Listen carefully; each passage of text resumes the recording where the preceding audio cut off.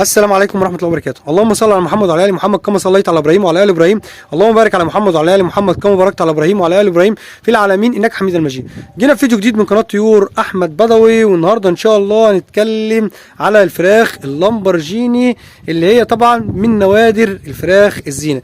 معانا استاذ هشام من اكبر مزرعة دجاج زينة في مصر، وهنتكلم على الدجاج الزينة وهيشرح لنا طريقة الاكل بتاعته والفوائد والاسعار ان شاء الرحمن. اتفضل يا استاذ هشام. السلام عليكم ورحمه الله وبركاته. دي مزرعه الفراخ الاوروبي. احنا بنربي يعني متخصصين في اللامبرجيني بالذات يعني، وعندنا حاجات شغل تاني، بس هو الاساس بتاعنا لامبرجيني. عندنا اللامبرجيني الابيض واللامبرجيني الاسود واللامبرجيني اللسان الاسود مستورد من اندونيسيا. الفراخ ديت مميزاتها في الاسعار بتاعتها وفي بتخش تقريبا تحت بند الصحه العامه والجينات اللي فيها الحديد، نسبه الحديد، نسبه الفوسفور، نسبه المنجنيز بتاعتها، فهي ليها مواصفات خاصه يعني. وعلى النت في ممكن برضو نخش نشوف الداتا بتاعتها كلها. صحيا ممتازه جدا، لان يعتبر اغلى فراخ على مستوى العالم.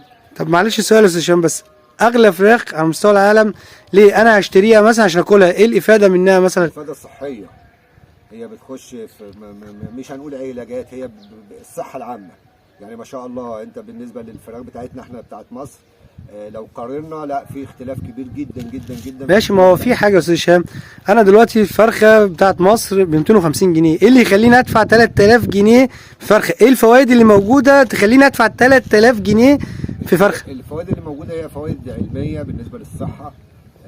فيها نسبة الفيتامينات عالية جدا، في نسبة الحديد فيها، رخرية متصبغة كده باللون الأسود عشان نسبة الحديد اللي فيها قوية جدا. يعني هي لحمتها سودا؟ لحمتها جوه سودا، والريش كله اسود، وعظمها اسود؟ برضه جينا كده والعظم بتاعها اسود. لو حتى احنا جينا كده برضه وبصينا عليها هنلاقيها كلها متصبغة باللون الأسود. الفرخة طبعا غريبة شوية لأن مش موجودة في مصر، احنا جبناها من بره. الفراخ زي ما حضرتك شايفها كده، دي بتتربى تربية يعني شبه اورجانيك، ان احنا بندي شويه خضار ليها، بندي شويه اعلاف من مصانع برضو كويسه. يعني يعتبر هي بتاكل اكل طبيعي عشان تحافظ على التغذيه بتاعتها. بنحاول نعادل بالنسبه للاكل الخضره والاكل الطبيعي، وبالنسبه للاعلاف. طب مين اللي ياكلها؟ مين اولى ناس المفروض ياكلوا الحاجات دي؟ عندنا اللي بياخدوا مننا الرياضيين، اي رياضه برضو عشان الصحه العامه. الاطفال اللي هم برضو صحتهم شويه هزيله شويه، الامهات الحوامل او بعد الوضع. وفي بقى ناس VIP يعني هم بياكلوا برضو الحاجات دي برضو. يعني بمعنى صح اللي هي بتظبط الصحه العامه كلها، تمام؟ عشان كده ماسكه السعر ده اللي هي 3000. وفي حد بيشتري بالاسعار دي؟ طبعا احنا عندنا اسعار متفاوته عشان الحجم بتاع الفرخ وعمره. يعني في من كيلو ونص، 2 كيلو، 2 كيلو ونص، ده تقريبا اقصى